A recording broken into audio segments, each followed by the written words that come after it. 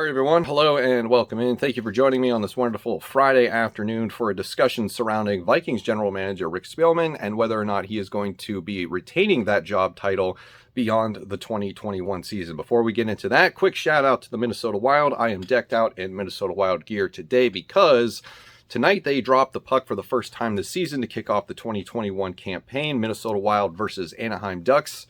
And it's unfortunate, and this is the one time that I'm going to gripe about this, West Coast games for us East Coasters suck dramatically because it's a 10 p.m. start time, and I got stuff to do, so I really can't stay up late during those games, especially during the week. So it sucks when they play LA and they travel to Vancouver and Anaheim and Seattle this year, who got their first win of the season already.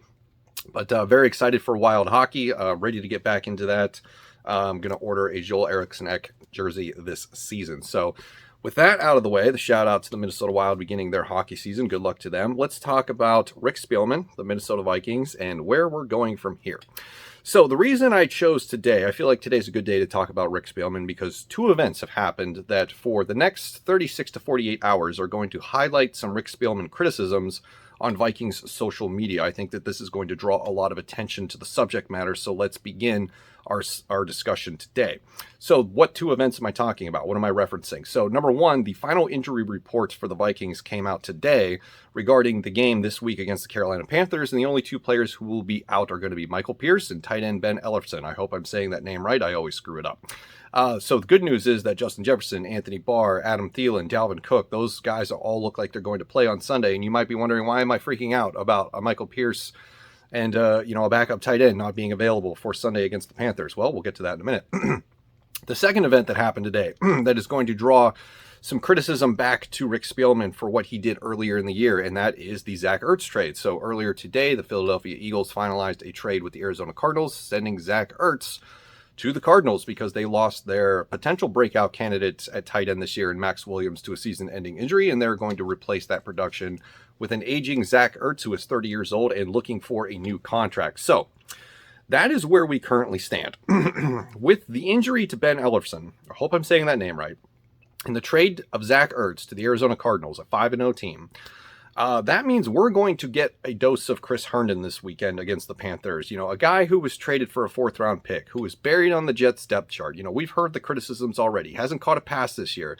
He's just basically been a warm body to block. And a couple of times against the Lions this past week, he was responsible for drive-killing penalties. You remember that one good catch by Adam Thielen for a long game. That was called back because of a Chris Herndon penalty. So far, the Chris Herndon experiment has been a disaster, and it's just being chalked up as another failed panic trade by Rick Spielman to begin the season because the other team knew we were desperate, and they raked us over the coals in terms of compensation. So that's where we're going to talk about Rick Spielman today. Has he done enough to retain his job as general manager and executive vice president beyond the 2021 season? Let me know what you think in the comments below. I'm going to go over a brief history of Rick Spielman with the Minnesota Vikings in terms of his employment and the success of the team while he's been here. And then I'm going to list off a boatload of egregious errors and mistakes that I believe that he is either directly or somewhat responsible for during his tenure as a general manager or a front office executive with power within the Minnesota Vikings organization. So first, let's recap Rick Spielman's time with the Minnesota Vikings. Since 2006, I believe in 2005, he was with the Miami Dolphins. He joined the Minnesota Vikings franchise in 2006. He's been here for 15 years. This is year 15 for him. So in his time since joining the team in 2006, he's changed titles a couple of times. In the beginning, he was vice president of player personnel, de facto GM.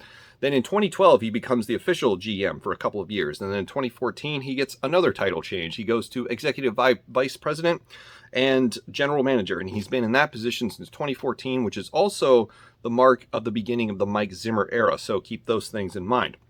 So he's been here going on 15 years. In that time span, the Minnesota Vikings as a team, their record overall is 116, 111, and 2. So that's +5 in terms of win-loss record with 2 ties. We've had 6 winning seasons during the Rick Spielman era and 7 losing seasons. I am counting losing seasons as also non-wins. So the 2 8-8s that we had, I'm counting that as well. If you want to, if you don't think that's fair, you could count it as 5 losing seasons and 2 seasons where we finished at 500, which is 8-8. So, I mean, if you want to nitpick, you can go ahead and do that. But I'm going to count the 2 8-8s as losing seasons because you didn't win. I mean, let's face it, it's by definition.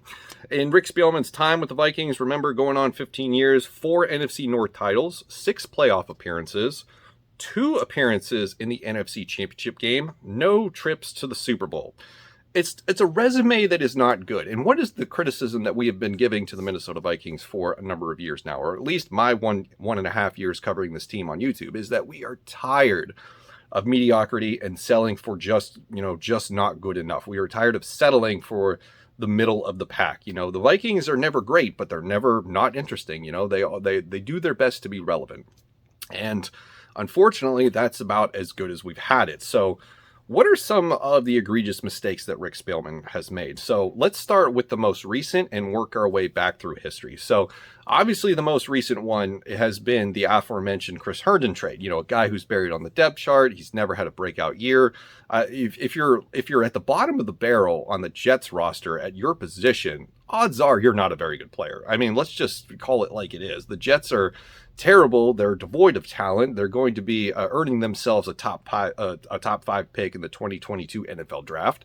The fact that that was the best option on the table is kind of, unsettling, given the fact that we surrendered a 4th round pick.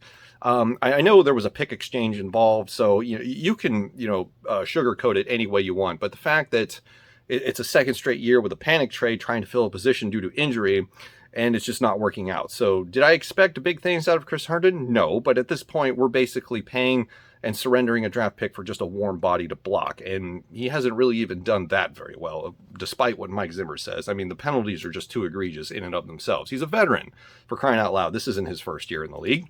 He should have more discipline than that.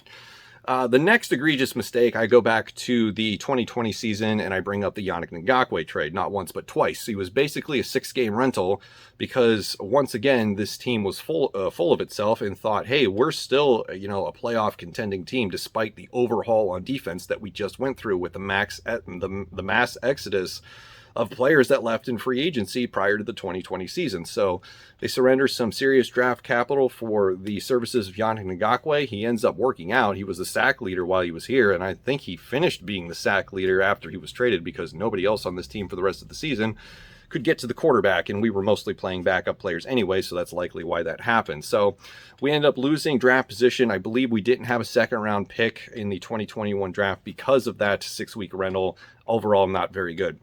Number 3, I think another mistake was the Kirk Cousins extension. The original signing back in 2018, I'm fine with that. He was the hottest free agent quarterback on the market at the time. I didn't feel too bad about the contract. When you hear $84 million guaranteed, you're just kind of like, whoa, are you sure? But I think the extension is probably the biggest mistake because we are going to be up against a cap hit for Kirk Cousins if he doesn't restructure or if this team doesn't move him next year to the tune of $45 million. And that's just a big hurdle to overcome. So he's sort of backed himself into a corner with these contracts, and the Kirk Cousins one specifically, when it comes to figuring out what this team can do in the future. Another mistake that I have a problem with also came in the 2020 draft, where they treated the 7th round as undrafted free agency. So if you remember, they did a lot of trading back during that draft, accumulating late round picks. And because of COVID and the unforeseen circumstances that created that offseason, he had the idea to use the 7th round as his undrafted free agency, where he wouldn't have to compete with other teams to go out and get players who were not drafted. He was just going to use his 7th round picks on those players that he wanted, quote unquote, undrafted. So that was their methodology behind that. That was their idea. And I think it did them more of a disservice than they would like to admit, because how often do 7th round picks end up working out? And you really could have used more, premier picks to get, to fill out this roster. And I think that that's kind of what put them in a pickle this year when they had to go in free agency and spend on all these 1-year contracts and defensive players because they didn't have anything to fill out the roster as it was. So I view the way that they handled the 2020 draft as kind of a fumble, despite the fact that Justin Jefferson came out of that in the 1st round. Other things that we have talked about ad nauseum regarding Rick Spielman would be the inability or the lack of desire to develop and fix the offensive line, which has been a pain point for this franchise for a number of years. I mean, the jury's still out on Ollie Udoh and Ezra Cleveland. Christian Darrisaw, we have no idea yet. Brian O'Neill has been his most successful story regarding the offensive line, and that's it. I feel like there should be way more. It's one of the most important positional groups in the entire league. His inability or lack of desire to develop a young quarterback. It's almost as if the Christian Ponder draft sort of terrorized this front office in saying, well, okay, we screwed that up. We could never do that again. That could cost us our job. So we got to be very careful. The Teddy Bridgewater pick almost worked out. It's kind of hard to judge that just because of the freak, non-contact practice field injury. So they get a pass for that one. It's not fair to judge based on what happened with him. And then Kellen Mond, a third-round project quarterback who is going to need some serious development for him to be anywhere near NFL ready. If he plays this year, God help us all, I don't think he's ready one iota. So, following that, as sort of a follow-up to the lack of desire or inability to develop a young quarterback, we've had to rely a lot on veterans. The Sam Bradford trade that cost us a first-round pick in 2017. We relied on Case Keenum for that one miracle year. Thank God that they didn't give him a contract extension as much as I think fans really wanted him to stick around. And then we bring in Kirk Cousins, one of the most coveted free agents in 2018, and we're spending a boatload of money on him, and it hasn't bought us enough wins to really, at the end of the day, justify that. I know people want to defend him. His stats are great, and, winning is a team thing. But listen, when you go and you spend that kind of money in free agency, you are buying wins. Your entire salary cap, your roster salary is supposed to be buying wins. And right now, that has not been the case. Speaking of the draft, the first round pick misses are really piling up for Rick Spielman, dating back. We'll just go to the Mike Zimmer era. We'll leave out the Matt Khalils and the Christian Ponders of the world, but just focusing on the Mike Zimmer era as it pertains to the NFL draft with first round picks only. You've got Anthony Barr, Teddy Bridgewater, Trey Waynes. I think that those guys aren't considered busts, even though people have some disparaging thoughts about Anthony Barr and what he's actually been for this team during his entire career. Then you get into bust territory with Laquan Treadwell. You had no pick in 2017 because of the Sam Bradford trade. Then in 2018 is Mike Hughes. 2019, Garrett Bradbury. 2020, you have Justin Jefferson and Jeff Gladney. And then last year, 2021, Christian Darrisaw, which we can't judge because it's just too early. He's only played one game. So you look at that list, I think you can get a pass on Barr, Bridgewater, Waynes, but then it just goes downhill with Treadwater. And then, you were fleeced in the Eagles trade, I think, because it was a panic trade right before the season. Teddy Bridgewater blows up his knee. You got to get a quarterback in here. So you call the Philadelphia Eagles, who had just drafted Carson Wentz, be like, hey, can you part with Sam Bradford? And they're like, okay, first round picks, let's go. And then Mike Hughes has been traded to the Chiefs. He never worked out, injury prone his entire career with the Vikings. Garrett Bradbury is really close to being labeled a bust. He just has not developed. Too small of a center. I think that was a huge mispick. Justin Jefferson sandwiched between all of this. It's a good thing that he panned out. Otherwise, I think that this conversation would be a lot easier. He kind of gets some good credit for the picks that have been successful. And then Jeff Gladney. I don't know if you can fault Rick Spielman for that, but he didn't look good in his rookie season, and now he is no longer with the team because of off-the-field problems.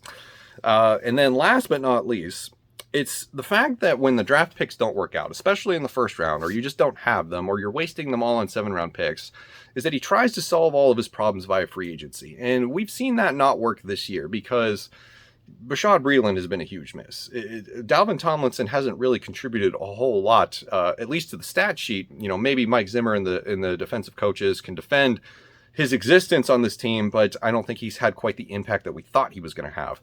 Patrick Peterson has been worth every penny, but the fact that he's on a 1-year deal, we don't have very much to look forward to in the secondary if they don't retain him for next season. So. And it boils down to trying to plug holes in free agency where it just doesn't work, and I don't know if it's just because, he's so pigeonholed into using as few resources as possible because of the bloated contracts at the top of this roster. Maybe that's the case. Maybe he's backed himself into a corner. So that is my lengthy criticism discussion surrounding Rick Spielman for the Minnesota Vikings as far as his duties as general manager go in this front office. And the question I pose to you is, do you think that he can be retained for the 2021 season? A lot of it's going to depend on what happens with the rest of the team. I think if this team falls flat on its face and it finishes with a losing record, no playoff appearances, I think Rick Spielman's in trouble. But the problem is that he's a loyalist. He's been here forever, and the Wolf family likes him. So it's going to be hard for them to part ways, I think. So, but that's going to do it for this video. Thank you very much for watching. I will see you in the next one.